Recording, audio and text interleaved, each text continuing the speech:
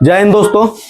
आज हम चर्चा करने वाले हैं लेंस के अगले पार्ट के ऊपर। ठीक है, पिछली कक्षा में हम लेंस के बारे में आपको बताए थे और लेंस को क्या किए थे, कैटेगराइज किए थे। ठीक है, लेंस को दो भागों में बांट दिए थे हम और दोनों भाग के बारे में अच्छी तरीके से बता दिए थे। आज मुख्य रूप से हमें चर्चा करना है लेंस से जुड़े हुए जो भी कुछ महत्वपूर्ण कॉन्सेप्चुअल जानकारी है जो कि हमारे एग्जाम से रिलेटेड, एग्जाम ओरिएंट हो। ठीक है ना, उसके ऊपर हम क्या करेंगे, चर्चा करेंगे। खास करके हम किस एग्जाम को फोकस कर रहे हैं जी, तो बीएसएससी इंटर लेवल और सीजीएल 4 को, इसको ही यानी सचिवालय एग्जाम को ज्यादा फोकस कर रहे हैं। लेकिन याद करके रखिएगा, हम कंसेप्ट समझा रहे हैं। ठीक है ना, तो आप हिंदुस्तान का कोई भी एग्जाम दीजिए, यहां से जो कंसेप्ट हम आपको क्लियर कर देते हैं, आपकी सोचने की शक्ति जो थोड़ा सा अप लेवल पर हो जाता है, थोड़ा सा बढ़ जाता है, तो किसी भी एग्जाम में आप फाइटिंग कर सकते हैं। ठीक है, तो चलिए बिना देर किए हुए हम अपने पॉइंट को क्या करते हैं, चालू करते हैं। ठीक है, आज हम चर्चा करने वाले हैं लेंस से जुड़े हुए कुछ प्रमुख शब्दावलियों के बारे में आपको बताएंगे। ठीक है, कुछ शब्द के बारे में बताएंगे और उसके बाद लेंस में हम क्या करेंगे, प्रतिबिंब बनाएंगे। ठीक है ना,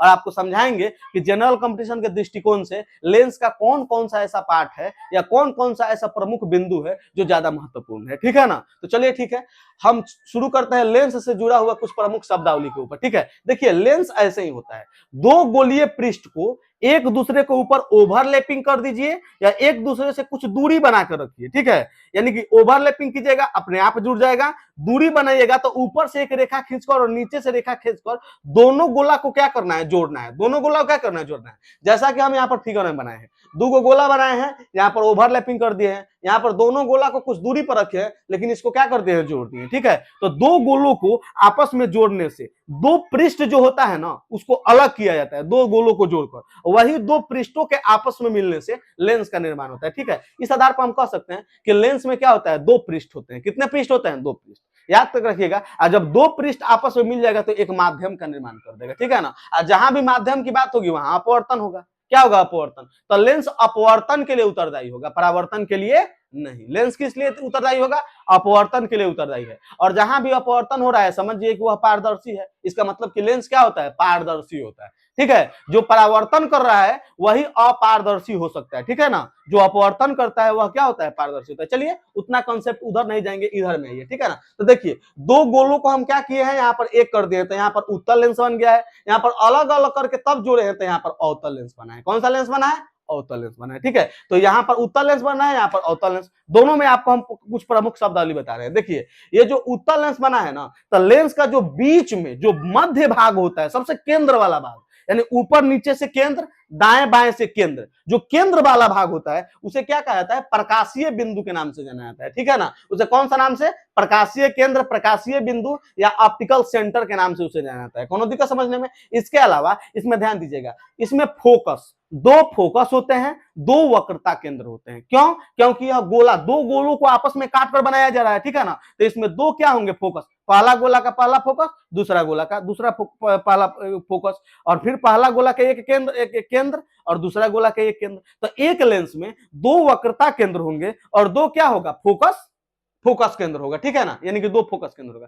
चलिए तो इसको समझने के प्रमुख बिंदु अब देखते हैं। पहला हो गया हमारे पास वक्रता केंद्र। वक्रता केंद्र को हमें पता है सी से सूचित करते हैं, और लेंस बनाने में दो गोला का प्रयोग किया गया है, इसलिए यहाँ पर दो वक्रता केंद्र होगा। यानी कि एक वक्रता केंद्र को हम C1 कहेंगे और दूसरा को क्या कहेंगे, C2 कहेंगे। बस वक्रता केंद्र। गोलीय पृष्ठ जिसे काटा गया है उसके केंद्र को क्या कहा जाता है, वक्रता केंद्र कहा जाता है, और इसे C1 और C2 से क्या किया जाता है, सूचित किया जाता है। इसके बाद है वक्रता त्रिज्या। ध्यान दीजिए, वक्रता केंद्र जो C1 है ये, और प्रकाशीय बिंदु जो O है, इसके बीच का जो दूरी है, डिस्टेंस है, इसे क्या कहा जाएगा, वक्रता त्रिज्या कहा जाएगा। क्या कहा जाएगा, वक्रता त्रिज्या। तो वक्रता त्रिज्या भी दो होगा। एगो देखिए प्रकाशीय केंद्र O से C1 तक, एगो प्रकाशीय केंद्र O से C2 तक। ठीक है ना, तो ध्यान दीजिए यह वक्रता त्रिज्या हो गया, यानी O से C1 या C2 की दूरी जो होता है क्या कहलाता है, वक्रता त्रिज्या कहलाता है। क्या कहलाता है, वक्रता त्रिज्या। अब हम फोकस करते हैं, यहाँ पर जानते हैं किसके, फोकस दूरी को। किसको, फोकस दूरी को। तो ध्यान दीजिए यहाँ पर वक्रता त्रिज्या, कौन, वक्रता केंद्र, वक्रता केंद्र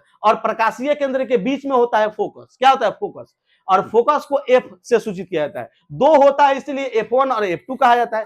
तो F1 से लेके प्रकाशीय केंद्र O तक, यानी F1 से O या O से F1 और O से F2 के बीच का जो दूरी है उसे क्या कहा जाएगा, फोकस दूरी कहा जाएगा। क्या कहा जाएगा, फोकस दूरी कहा जाएगा। इसके बाद आता है प्रकाशीय केंद्र। तो ध्यान दीजिए लेंस का जो बीच वाला भाग होता है, बीच वाला, ऊपर और नीचे से लेंगे तो बीच, दाएं और बाएं से लेंगे तो बीच, जो बीच वाला केंद्र होता है, बीच वाला आंख, बीच रेटिना, बीच वाला जो भाग होता है उसे ही क्या कहा जाता है बाबू, उसे कहा जाता है प्रकाशीय केंद्र कहा जाता है। क्या कहता है, प्रकाशीय केंद्र। अब आता है हमारा मुख्य अक्ष रेखा, ठीक है। तो मुख्य अक्ष रेखा क्या है भाई, तो देखिए वैसी रेखा जो वक्रता केंद्र, फोकस से और प्रकाशीय केंद्र, ये तीनों से होके लेंस को क्या करे, दो बराबर भागों में उत्तर और दक्षिण दिशा में काट दे, उस रेखा को क्या कहा जाता है, मुख्य अक्ष या प्रधान अक्ष कहा जाता है, ठीक है। तो मुख्य अक्ष या प्रधान लगभग सब किससे मैच कर रहा है, दर्पण से मैच कर रहा है, ठीक है ना। क्यों, क्योंकि दर्पण से ही किसका निर्माण किया जा रहा है, लेंस का निर्माण किया जा रहा है। आगे बढ़िए हम, ठीक है ना।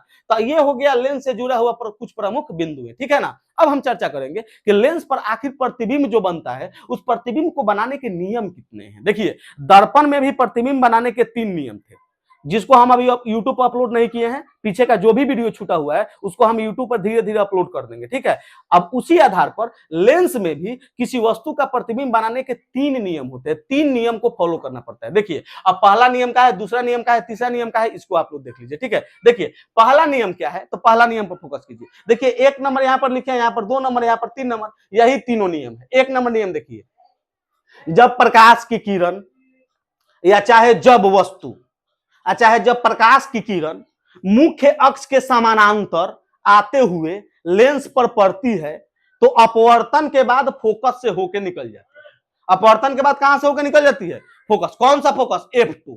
कौन सा, F2। तो ध्यान दीजिए पहला नियम है कि जब प्रकाश की किरणें लेंस के मुख्य अक्ष के समानांतर होते हुए लेंस के ऊपर आपतित होती है, तो अपवर्तन के बाद F2 फोकस से होकर निकल जाती है।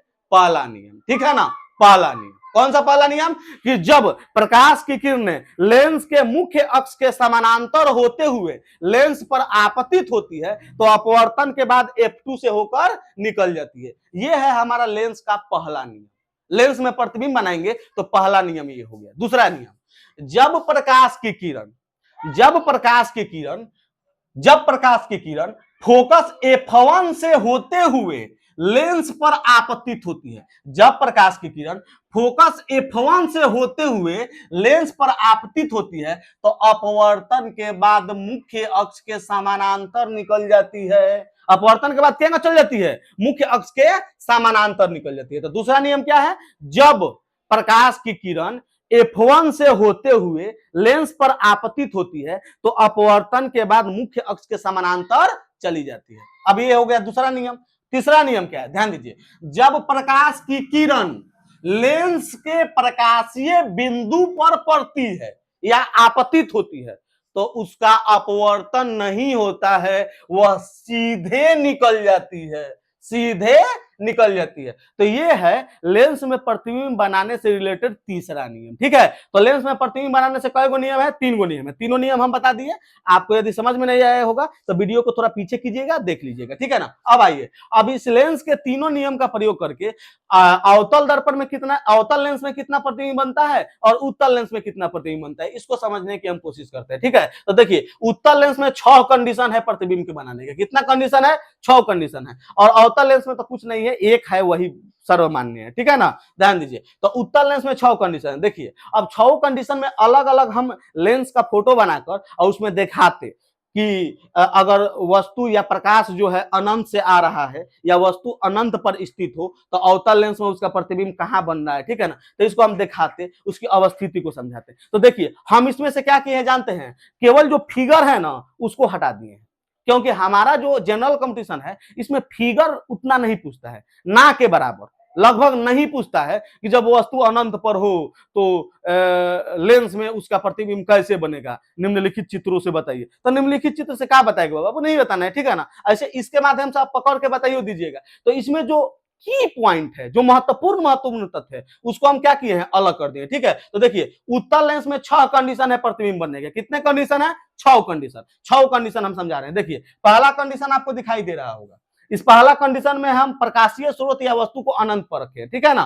तो जब वस्तु अनंत पर हो, जब वस्तु अनंत पर हो, या जब प्रकाश की किरणें अनंत से आ रही होती है, जब प्रकाश की किरणें अनंत से आ रही होती है, ये शब्द है, इसको हम थोड़ा देर के बाद बोलेंगे शब्द को। अभी सिर्फ इतना समझिए कि जब वस्तु अनंत पर होती है, कहां होती है, अनंत पर, जब वस्तु अनंत पर होती है तो प्रतिबिंब उसका F2 पर बनेगा। प्रतिबिंब कहां बनेगा? F2 पर। जब वस्तु अनंत पर होगी तो प्रतिबिंब F2 पर बनेगा।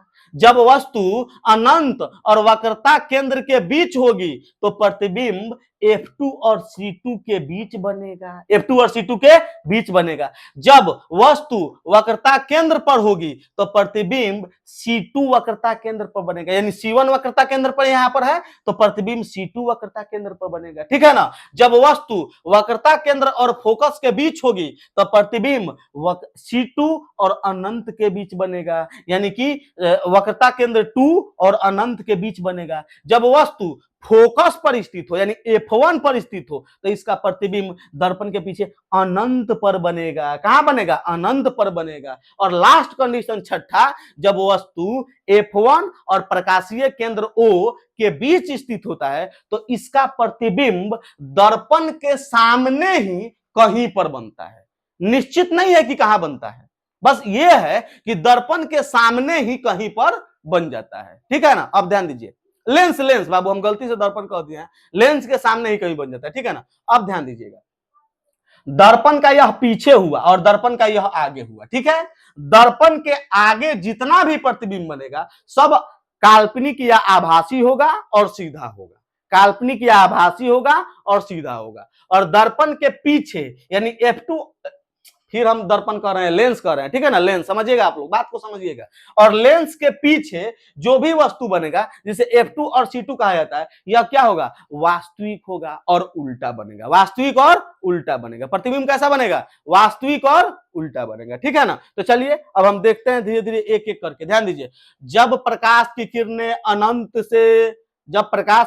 अनंत से मुख्य अक्ष के समानांतर होते हुए लेंस पर आपतित होती है तो वह किससे होकर गुजर जाती है? F2 से होकर निकल जाती है। ठीक है ना? और F2 पर ही अपना क्या बना देती है? प्रतिबिंब बनाती है। तो देखिए, जब वस्तु अनंत पर हो या जब प्रकाशीय स्रोत अनंत पर हो, तो जब अनंत पर होती है ना, तो ध्यान दीजिएगा प्रतिबिंब कहां बनता है? F2 पर बनता है। अब देखिएगा, बिंदुवत आकार का बनता है या बहुत छोटा बनता है? बिंदुवत या बहुत छोटा बनता है। वास्तविक और उल्टा बनता है। वास्तविक और उल्टा बनता है। ठीक है ना? F2 पर बनता है, वास्तविक और उल्टा बनता है। जब वस्तु अनंत और वक्रता केंद्र C1 के बीच होती है तो उसका प्रतिबिंब F2 और C2 के बीच बनता है।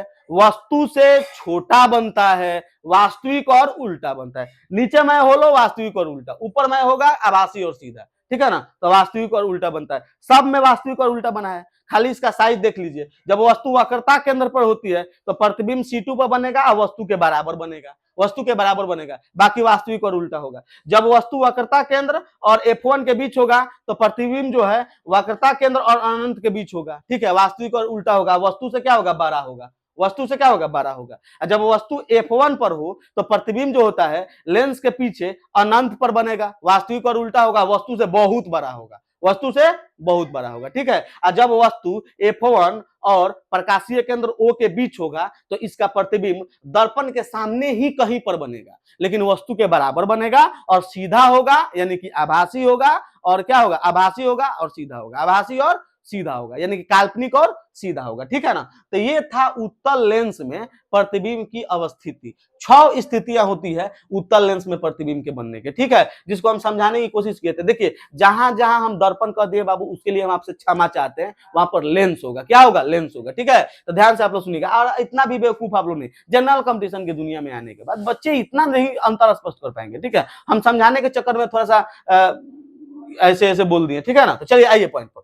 अब देखिए, अब इसके बाद ये तो हो गया उत्तल लेंस, अब हो गया हमारा अवतल लेंस। तो देखिए, अवतल लेंस में हमेशा वस्तु का प्रतिबिंब काल्पनिक बनता है, यानी कि आभासी बनता है और सीधा बनता है। क्या बनता है? सीधा। और हमेशा वस्तु से छोटा बनता है। कहां बनता है? हमेशा वस्तु से छोटा बनता है। और यह जो प्रतिबिंब है ना, यह अवतल लेंस में हमेशा दर्पण के सामने, दर्पण के आगे, आगावा F1 पर बनता है। किस पर बनता है? F1 पर बनता है। हमेशा F1 पर बनता है। ठीक है ना? अब ध्यान दीजिएगा, एक नोट पॉइंट आप दिमाग में बैठा के रखिएगा। एक पॉइंट आता है जल के बुलबुला को लेकर। ठीक है ना? तो जल का बुलबुला जो हमें गोल दिखाई देता है, तो जल का बुलबुला दिखता है उत्तल लेंस की तरह। दिखता कैसे है? उत्तल लेंस की तरह। लेकिन याद करके रखिएगा व्यवहार करता है अवतल लेंस की तरह। व्यवहार कैसे करता है? अवतल लेंस की तरह। तो देखिए जल का बुलबुला उत्तल लेंस की तरह दिखता है, लेकिन व्यवहार किसके तरह करता है? अवतल लेंस की तरह। तो प्रश्न पूछेगा कि जल का बुलबुला किस लेंस के भांति दिखता है, तो उत्तल लेंस मानिएगा। लेकिन क्वेश्चन पूछेगा कि जल का बुलबुला किस लेंस के भांति व्यवहार करता है या किस लेंस की तरह व्यवहार करता है, तो क्या मानिएगा? अवतल लेंस। यानी कि हमेशा प्रतिबिंब को क्या बनाएगा? अपने सामने बनाएगा। तो क्वेश्चन ये पूछ सकता है कि किसी वस्तु से उत्सर्जित प्रकाश की किरण जब जल के बूंद से होकर गुजरेगी, जब जल के बूंद से होकर गुजरती है तो उस वस्तु का प्रतिबिंब कहां बनता है? तो जल के बूंद के सामने। जल के बूंद के सामने, काहे कि व्यवहार यह करता है अवतल लेंस की तरह, और अवतल लेंस हमेशा प्रतिबिंब सामने बनाता है, इसलिए यह जल के बूंद क्या बनाएगा? प्रतिबिंब को सामने बनाएगा। तो ये थी हमारे अवतल लेंस के बारे में। अब ध्यान दीजिएगा, हम देखते हैं अब आंख के बारे में थोड़ा देख लेते हैं। आंख जो होता है, आंख में कभी कभी दोष उत्पन्न हो जाता है जिसे दृष्टि दोष कहा जाता है। ठीक है, इसे दृष्टि वैषम्यता के नाम से भी जाना जाता है, या इसे नेत्र दोष भी कहा जाता है। क्या कहा जाता है? नेत्र दोष कहा जाता है। ऐसे कुछ दे दे पेपर में, लोचन दोष दे दे, नेत्र दोष दे दे, दृष्टि दोष दे दे, दृष्टि वैषम्यता दे दे, कुछ भी दे दे बाबू। ठीक है ना, आप लोग समझिए आंख से संबंधित यह समस्या है। ठीक है, तो यहाँ पर नेत्र लेंस में मुख्य रूप से 3 दोष के बारे में हम चर्चा करेंगे। ठीक है, निकट दृष्टि दोष, दूर दृष्टि दोष और जरा दृष्टि दोष। इसके अलावा भी अन्य दोष है जिसके बारे में हम फिजिक्स में चर्चा नहीं करेंगे, बायो में चर्चा करेंगे। ठीक है, तो ध्यान दीजिए निकट दृष्टि दोष में आखिर होता क्या है, तो ध्यान दीजिएगा। निकट दृष्टि दोष को मायोपिया के नाम से भी जाना जाता है। निकट दृष्टि दोष को क्या कहा जाता है? मायोपिया। निकट दृष्टि दोष को क्या कहता है? मायोपिया। दूर दृष्टि दोष को हाइपरमेट्रोपिया, दूर दृष्टि दोष को हाइपरमेट्रोपिया, और जरा दृष्टि दोष को प्रेस बायोपिया। क्या कहता है? प्रेस बायोपिया। जरा दृष्टि दोष को क्या कहता है? प्रेस बायोपिया। तो ध्यान दीजिए यहाँ पर सबसे पहले निकट दृष्टि दोष के ऊपर। ठीक है, देखिए निकट दृष्टि दोष में क्या होता है। निकट दृष्टि दोष में हमारा जो रेटिना होता है ना, रेटिना वह खिसक के पीछे चला जाता है। रेटिना आंख में जो होता है वह खिसक के तनी पीछे चला जाता है, तो प्रतिबिंब ऑब्वियसली आगे बन जाएगा। तो रेटिना के आगे प्रतिबिंब बन जाता है। तो निकट दृष्टि दोष में प्रतिबिंब रेटिना के आगे बन जाता है, यानी आगे बन जाता है। और जब आगे बन जाएगा तो दिखेगा नहीं, क्योंकि किसी भी वस्तु का प्रतिबिंब मानव नेत्र में जब तक रेटिना पर न बने तब तक हम उस वस्तु को नहीं देख पाएंगे। ठीक है ना, और यहाँ पर निकट दृष्टि दोष में प्रतिबिंब आगे बन जाता है और रेटिना पीछे खिसक जाता है। अब बताइए प्रतिबिंब तो बनेगा नहीं, वस्तु हमें दिखाई देगा नहीं। तो अब इसको ठीक करना है, तो इस निकट दृष्टि दोष को ठीक करने के लिए हम अवतल लेंस का प्रयोग करते हैं। अवतल लेंस क्या करता है ना, इसको समन्वित कर देता है, भ्रमित कर देता है, और भ्रमित करके इस प्रतिबिंब को क्या करता है? हमारे रेटिना पर बना देता है। और रेटिना पर जब प्रतिबिंब बन जाता है तो हम वस्तु को देख पाते हैं। कौन दिखा समझ में? तो ये है हमारा निकट दृष्टि दोष या मायोपिया। तो ध्यान दीजिएगा, निकट दृष्टि दोष में पूछेगा कि प्रतिबिंब कहां बनता है, तो रेटिना के सामने। प्रतिबिंब कहां बनता है? रेटिना के सामने। और निकट दृष्टि दोष के उपचार के लिए किस लेंस का प्रयोग किया जाता है, तो याद करके रखिएगा अवतल लेंस। किस लेंस का प्रयोग किया जाता है? अवतल लेंस। इसके बाद है हमारा दूर दृष्टि दोष, जिसे हाइपरमेट्रोपिया कहा जाता है। हाइपरमेट्रोपिया के नाम से जाना जाता है। इसे क्या कहा जाता है? दूर दृष्टि दोष। अब ध्यान दीजिएगा दूर दृष्टि दोष में क्या होता है। दूर दृष्टि दोष में जो प्रतिबिंब होता है ना, वह रेटिना के पीछे बना जाता है, रेटिना के ऊपर नहीं, रेटिना के पीछे बन जाता है। अब बताइए प्रतिबिंब रेटिना के आगे बन जाए, पीछे बन जाए, तब तो हम नहीं देख पाएंगे ना। रेटिना पर बनेगा तबे देख पाएंगे। तो प्रतिबिंब दूर दृष्टि दोष में पीछे बन जा रहा है। तो जब पीछे प्रतिबिंब बन जाता है ना बाबू, तो इसको दूर करने के लिए हम किसको, दूर दृष्टि दोष को दूर करने के लिए हम उत्तल लेंस का प्रयोग करते हैं। और उत्तल लेंस क्या करता है? उसे भ्रमित करके या उसे क्या करता है? खींच कर उसको रेटिना पर बना देता है। ठीक है, और रेटिना पर बना देता है तो हम उसे देख लेते हैं। तो यह है हमारा दूर दृष्टि दोष। जरा दृष्टि दोष क्या होता है, जिसे प्रेस बायोपिया कहा जाता है। यह होता है उम्र के ढलने के साथ लगभग बुढ़ापे की यह बीमारी है। इसमें क्या होता है ना, यह हमारे रेटिना से संबंधित बीमारी नहीं है, यह हमारे सिलियरी मांसपेशियों से संबंधित बीमारी है। इसमें क्या होती है ना कि सिलियरी मांसपेशियां कमजोर होती है, और सिलियरी मांसपेशियों के कमजोर होने के कारण हमारा जो नेत्र लेंस है ना, इस नेत्र लेंस की लचक कम हो जाती है। और नेत्र लेंस की लचक कम हो जाने के कारण ना ज्यादा दूर के वस्तु हम देख पाते हैं, ना नजदीक के वस्तु देख पाते हैं। ठीक है, तो जरा दृष्टि दोष में ना दूर के वस्तु दिखता है ज्यादा, ना नजदीक के वस्तु दिखता है ज्यादा। तो इसमें क्या किया जाता है, जरा दृष्टि दोष को दूर करने के लिए दूरों को नजदीक लाना है, नजदीकों को लाना है, तो दूरों वाला लेंस लगाया जाएगा, नजदीकों वाला लगाया जाएगा। तो दूर वाला उत्तल और नजदीक वाला अवतल, दोनों लेंस को जब लगा दिया जाता है तो इसे कहा जाता है बायोफोकल लेंस या द्विफोकल लेंस। तो ध्यान दीजिएगा, जरा दृष्टि दोष में द्विफोकल लेंस या बायोफोकल लेंस का क्या किया जाता है? प्रयोग किया जाता है इस दृष्टि दोष को दूर करने के लिए। अब ध्यान दीजिएगा, एक कॉन्सेप्चुअल बात दिमाग में बिठा कर रखिएगा। जो दृष्टि दोष होता है रियल में वह वस्तु हमें दिखती है, वहां की वस्तु दिखती है। अगर हम कहते हैं कि हमें निकट दृष्टि दोष हो गया, इसका मतलब हम निकट की वस्तु को देख पाएंगे।